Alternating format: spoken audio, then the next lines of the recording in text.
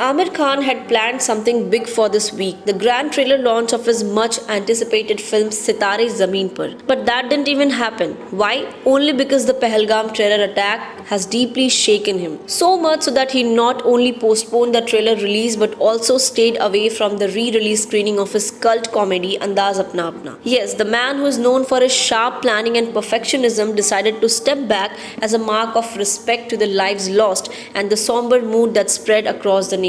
So let's talk about the film first. Sitare Zameen Par is not just another movie. It's seen as the spiritual sequel to Amir's 2007 masterpiece Tare Zameen Par. That film changed the way we look at children, empathy and learning differences. And now this new story picks up a different yet emotional theme. The transformation of a man who is forced to look at his own life through the eyes of children who see the world in a unique way.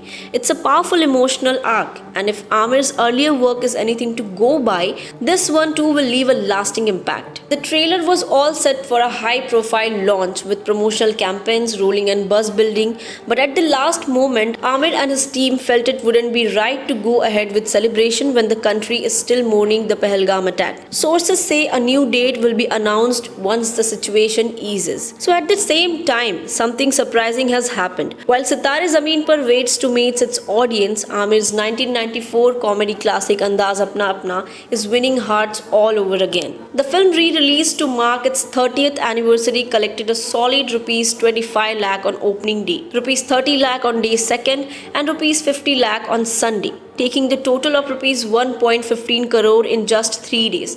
That's the power of nostalgia and iconic storytelling.